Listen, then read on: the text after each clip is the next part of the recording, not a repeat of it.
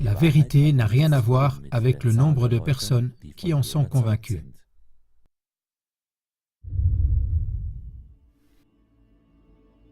Si vous avez plus de 40 ans, vous vous souvenez probablement du 28 janvier 1986. C'était le jour d'une grande catastrophe de la NASA, devant la côte de Cap Canaveral en Floride.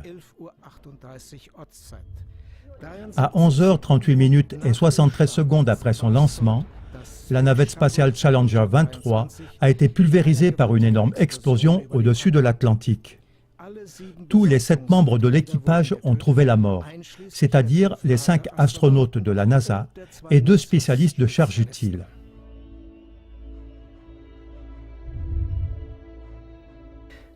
Des millions d'Américains, 17% de la population totale, ont regardé le lancement en direct à la télévision à cause de la spécialiste de charge utile, Christ McAuliffe, la première institutrice dans l'espace. Le reportage médiatique sur l'explosion était riche et varié. Une étude montre que 85% des Américains interrogés en avaient entendu parler dans l'heure qui a suivi l'accident. Le monde entier était en état de choc. Le monde entier a pris part à la tristesse et au deuil pour les victimes de la navette spatiale.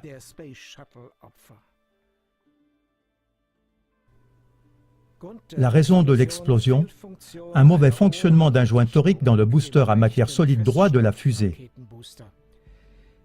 La navette n'avait pas de système de siège éjectable et l'impact de la cabine sur la mer a été trop violent pour que les astronautes puissent survivre.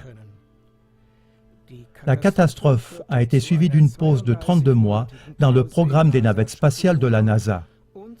Et cela a conduit à la création de la commission Rogers, qui est une équipe nommée par le président Ronald Reagan pour analyser l'accident.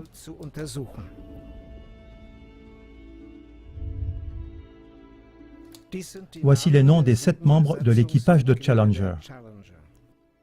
Premier, Francis Richard Scobie, commandant. Deuxième, Michael John Smith, pilote. Troisième, Ronald McNair, spécialiste de la mission. Quatrième, Alison Onozuka, spécialiste de la mission. Cinquième, Chuty Fresnik, spécialiste de la mission. Sixième, Gregory Jarvis, spécialiste de charge utile. Septième, Christ McAuliffe, spécialiste de charge utile.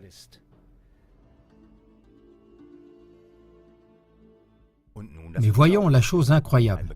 Un proverbe connu dit « Ce qui ressemble à un canard, fait le bruit d'un canard et se comporte comme un canard, doit probablement être un canard. » Le souffle du monde s'arrête en cette affaire pour la deuxième fois. À la différence que ce dernier choc dépasse celui qu'on a eu il y a 30 ans. On dit qu'au moins 6 des 7 membres de l'équipage de Challenger seraient encore en vie. 4 d'entre eux vivent même sous le même nom. Et voici les arguments à vérifier. Francis Richard Scobie, commandant de la navette spatiale.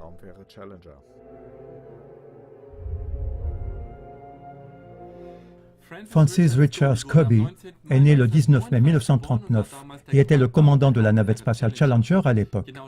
Exactement 30 ans après la chute de Challenger, on l'a découvert comme PDG de Cows in Trees. Cows in Trees était et est encore de nos jours une entreprise de publicité à Chicago. Si vous regardez ici ces 2 images, vous remarquez certainement au moins 3 choses qui se ressemblent beaucoup. Premièrement, ce front également haut et les mêmes sourcils. Et aussi les yeux, qui tirent un peu vers le bas à leur extrémité. Et toutes ces choses sous son deuxième prénom Richard et le même âge.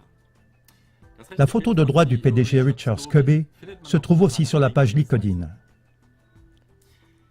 Quand on visite le site web de Cows in Trees, et je l'ai fait ici, on tombe sur une animation avec une vache propulsée par fusée. Et le tourbillon de poussière forme le nombre 6. Le tout nous rappelle très fortement la navette spatiale Challenger à la télévision, quand elle a explosé en plein vol. Peut-on imaginer humour plus noir?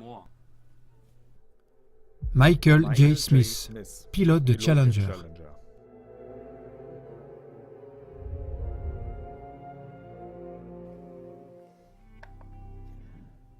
Le pilote de Challenger, Michael John Smith, est né le 30 avril 1945.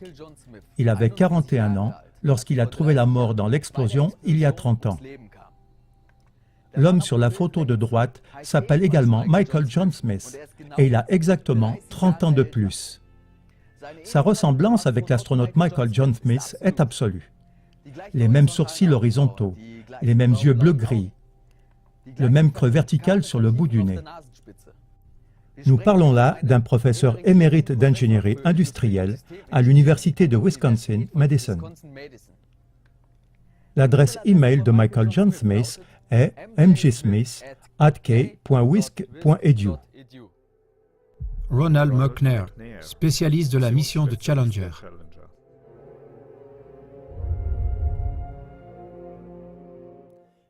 Ronald McNair, docteur en physique, né le 21 octobre 1950, était le deuxième astronaute afro-américain.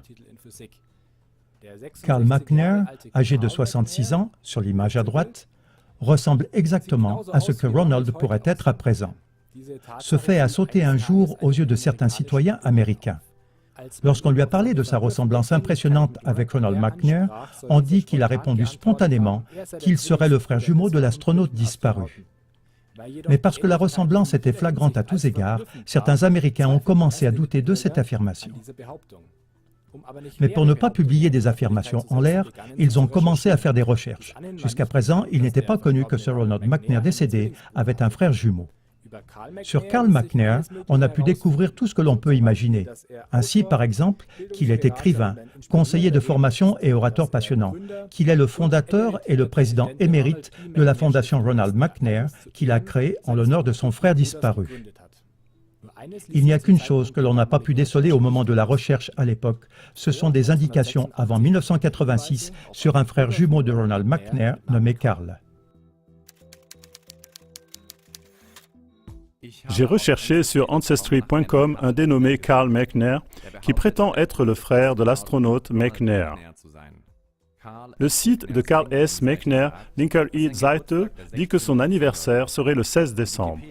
Le site Wikipédia pour Ronald McNair dit que ses parents sont Carl C. et Pearl M. McNair. Alors j'ai cherché dans Ancestry.com tous les enregistrements de naissance et de baptême d'un dénommé Carl McNair qui serait né le 16 décembre et dont le père s'appellerait Carl McNair et la mère Pearl McNair. Le résultat de la recherche. Il y a seulement un enregistrement dans les actes de naissance du Texas entre 1903 et 1932. C'est celui de Herschel John McNair, né le 12 octobre 1912 à Rosewood, Hampshire, dont le père s'appelle William McNair et la mère Pearl McNair. Cela revient à dire qu'il n'existe aucun Carl McNair, frère de Ronald McNair selon Ancestry.com. Voici la capture d'écran que j'ai faite d'Ancestry.com avec l'heure et la date dans le coin en bas à droite.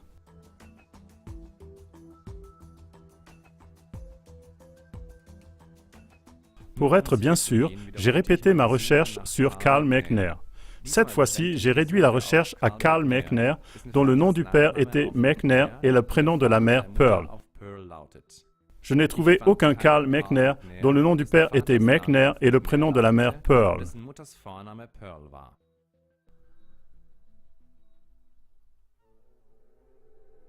Ellison Onizuka, spécialiste de la mission de Challenger.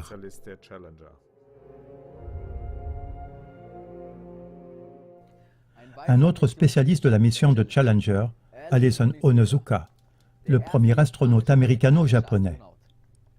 Lui aussi, on pensait l'avoir revu en public vivant après la catastrophe de Challenger. Quand on lui a demandé comment il pouvait être vivant, on dit qu'il se serait défendu en répondant être Claude, le frère jumeau de l'astronaute Ellison Onizuka, mort dans l'accident.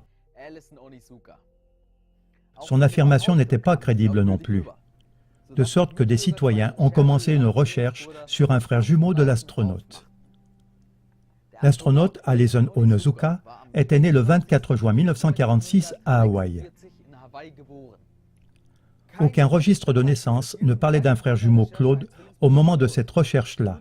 Alors, on dit qu'il a prétendu être le frère cadet d'Ellison Onizuka. Si Ellison était encore vivant, il ressemblerait exactement à son frère cadet sur cette photo. Les mêmes sourcils, les mêmes yeux, les mêmes pas de doigts, le même nez, voire même la même raie dans ses cheveux. Claude Onozuka est un membre du directoire du département pour le contrôle de l'alcoolémie dans le County of Hawaii à Hilo, Hawaï.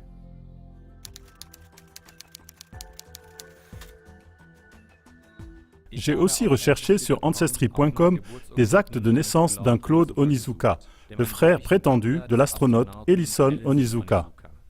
Selon l'article de Wikipédia sur Ellison Onizuka, son père était Masamitsu Onizuka, récemment décédé.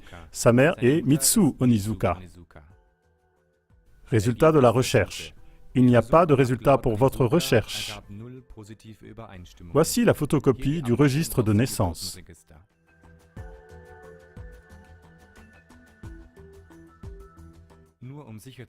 Par acquis de conscience, j'ai répété ma recherche sur Claude Onizuka, cette fois-ci sans indiquer les noms des parents.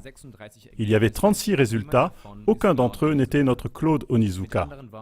Cela revient à dire que selon Ancestry.com, personne dont le nom serait Claude Onizuka n'est jamais né aux États-Unis. Judith Resnick, spécialiste de la mission Challenger.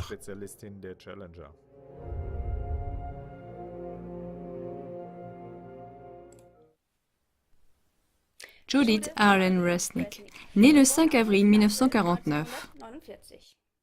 Qu'est-ce qu'il y a à dire d'important sur elle? Elle, qui avait un titre de docteur en électronique, était la spécialiste de la mission Challenger. Elle était la seconde astronaute américaine féminine et la toute première astronaute judéo-américaine qui ait volé dans l'espace. Et à partir de maintenant, ça commence à devenir intéressant. En effet, au collège Yale Law School, il y a la chaire d'un professeur qui s'appelle pareillement Judith Resnick. Cela peut arriver, le même nom. Mais ce qui est étonnant, c'est que non seulement elle a exactement 30 ans de plus que l'astronaute Judith Resnick, décédée il y a 30 ans, mais qu'elle s'appelle exactement pareil, qu'elle a la même allure et la même voix que l'astronaute de la navette spatiale décédée. Et qu'est-ce qu'elle fait à présent au collège Yale Law School? Elle y a le titre de professeur de droit à Arthur Lehman. Et maintenant, revenons à la comparaison. Exactement comme l'astronaute Judith Resnick, ce professeur a les cheveux foncés et frisés, la même forme de sourcils et les mêmes lignes des deux côtés du visage qui montent à partir du menton.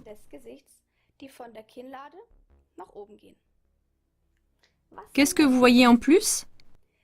Les deux personnes ont exactement la même bouche et le même regard et les mêmes gestes. Ou bien voici encore une autre photo à titre de comparaison. Quand nous regardons la bouche, chez les deux Judith Resnick, on voit que la lèvre supérieure se pince quand elle parle. Le voyez-vous? Et est-ce que ce sont toutes des coïncidences? Dans ce qui suit, il y a deux recherches d'envergure sur Judith Resnick. Celui qui met en parallèle les voix de l'astronaute Judith Resnick il y a 30 ans et du professeur Judith Resnick en vient à la conclusion suivante. Il s'agit d'une seule et même femme.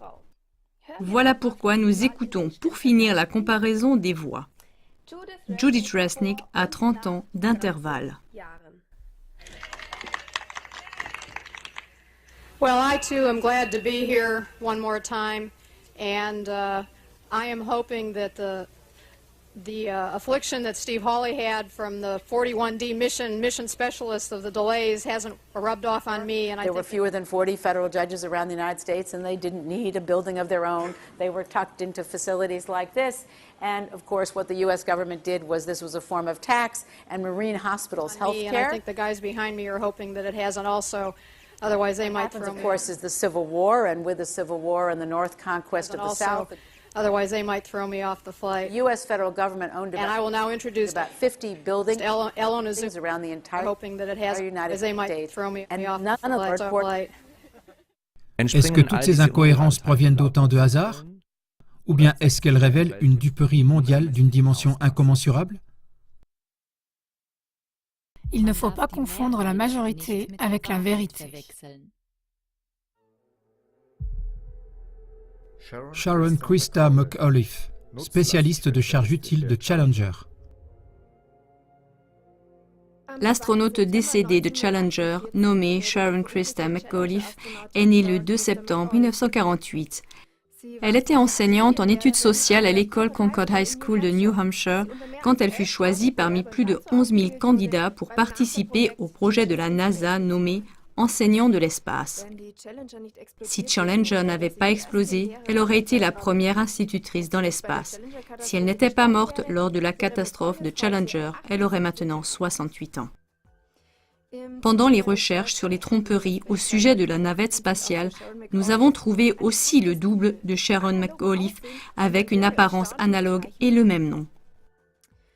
En tenant compte des 30 années écoulées, la professeure de la faculté de droit de l'université Syracuse ressemble exactement à l'astronaute McAuliffe. Elle n'a pas seulement la même apparence et aussi exactement le même âge. Si on regarde la mèche sur le front qui part du milieu de sa tête et va vers le côté gauche du front. Cette même avocate, Sharon A. McAuliffe, qui travaille à l'école de droit Syracuse Law School dans l'État de New York, est aussi la cousine du gouverneur de Virginie nommé Terry McAuliffe. Celui-ci a soutenu, en tant que dirigeant de campagne, la réélection de Clinton et aussi la campagne d'élection de sa femme Hillary. Il a aussi soutenu la NASA spécialement en ce qui concerne le lieu de décollage des navettes spatiales sur l'île Wallops dans l'océan Atlantique. Il y a une chose que nous devons garder à l'esprit pendant toutes ces recherches. Ce serait une chose si un membre de l'équipage de Challenger ressemblait à une personne qui est en vie à présent. Cela pourrait être pris pour une coïncidence. Mais c'est une toute autre chose si 6 membres de la même navette spatiale possèdent un double qui vit dans le même pays et que 4 de ces 6 portent aussi le même nom que les personnes décédées. L'estimation d'un professeur de physique résume la probabilité de la manière suivante. Avec une distribution binominale, on peut évaluer la probabilité qu'un tel événement ait lieu 4 fois en 10 ans. D'après une estimation, cela a une probabilité de 10 exposant moins 160. Pour comparer, la probabilité d'être touché par des déchets de l'espace a été calculée par des mathématiciens. Elle est de 6 fois 10 exposant moins 13. Donc, il est 7 fois plus probable, dans une vie, d'être touché par une météorite que de rencontrer une telle configuration de sosie. Mais la probabilité est sans doute encore plus élevée.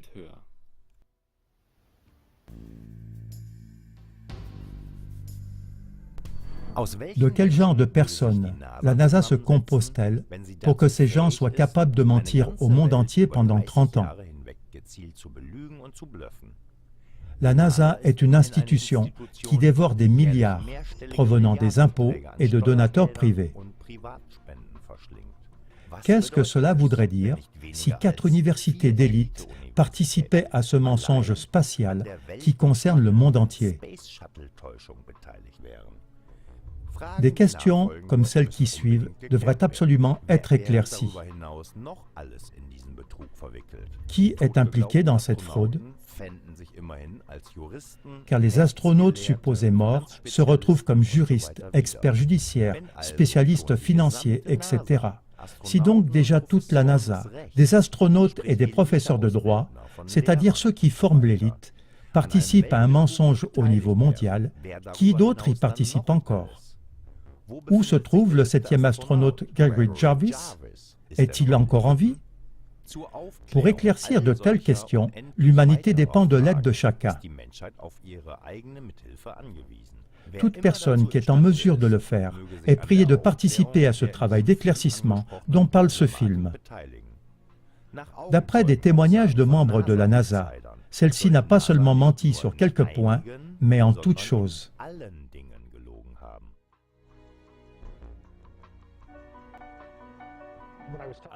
Quand j'ai parlé avec cet homme de Balcom qui travaille pour la NASA et que nous avons discuté à propos de ce mensonge, tout ce qu'il m'a dit était différent de la prétendue vérité dont on nous avait parlé jusqu'alors.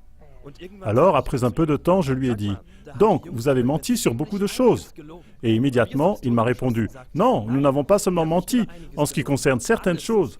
Tout est un mensonge. Rien de tout cela n'est la vérité. » À de multiples reprises, la NASA se vante que le voyage spatial a créé des emplois, surtout dans l'industrie. Mais la question la plus urgente est la suivante. Des emplois dans quelle industrie exactement? En ce qui concerne les voyages dans l'espace, il semble que divers astronautes de la NASA n'étaient pas actifs pendant leur voyage vers la Lune ou dans leur navette spatiale. Ainsi en a témoigné dernièrement un ancien membre de la NASA qui, pour raison de conscience, comme il le dit lui-même, ne peut plus participer à cette tromperie mondiale. Il a dit « La NASA ne ment pas au monde entier seulement sur certaines choses, mais sur toutes les choses. » Comme d'autres anciens de la NASA ont dit des choses identiques, certains journalistes indépendants ont voulu faire une sorte d'épreuve de vérité. Ils se sont placés avec une Bible à la main devant tous les astronautes glorifiés par le monde entier et leur ont demandé de jurer sur la Bible qu'ils étaient vraiment allés sur la Lune et qu'ils n'avaient pas menti au monde. Mais écoutez et voyez par vous-même.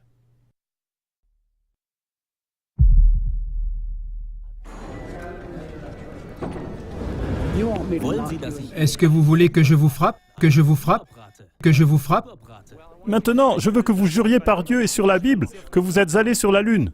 Si vous êtes allés sur la Lune, nous voulons vous donner l'opportunité de jurer par Dieu que vous étiez sur la Lune. Je vais vous donner l'opportunité de vous faire exploser la tête et de me ficher la paix.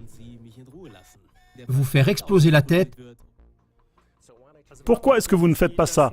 Vous mettez votre main sur la Bible et vous jurez que vous êtes allés sur la Lune. Bon, alors ce sera sûrement une Bible falsifiée, une Bible falsifiée, une Bible falsifiée.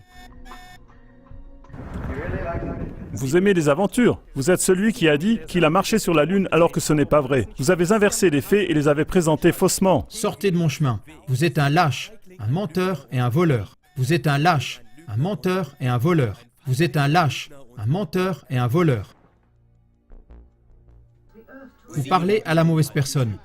Pourquoi ne parlez-vous pas avec les responsables de la NASA? Nous ne sommes que des passagers, des gens qui participent à un vol, des gens qui participent à un vol. Je ne frappe pas les gens, mais vous serez par terre si vous ne partez pas maintenant. Dehors! Je ne frappe pas les gens, mais vous, je ne frappe pas les gens, mais vous, je ne frappe pas les gens, mais vous, je ne frappe pas les gens, mais vous... Ok, vous prenez vos affaires et vous foutez le camp. Je dis que tout ça, c'est de la merde. C'est de la merde. C'est de la merde. Si les ombres sur la Lune étaient du mauvais côté ou pas, je ne m'occupe pas de cette merde. Merde, merde, merde. Dans l'espace ont été falsifiés. Falsifiés? Exactement. Nous avons un enregistrement audio authentique du Jones Space Center. Des conneries tout ça.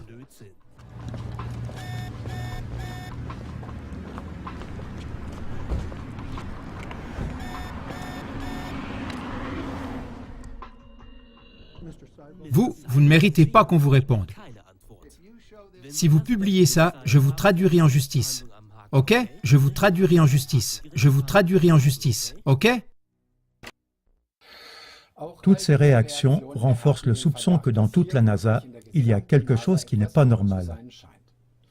Où se trouvaient les astronautes pendant leur prétendue mission spatiale?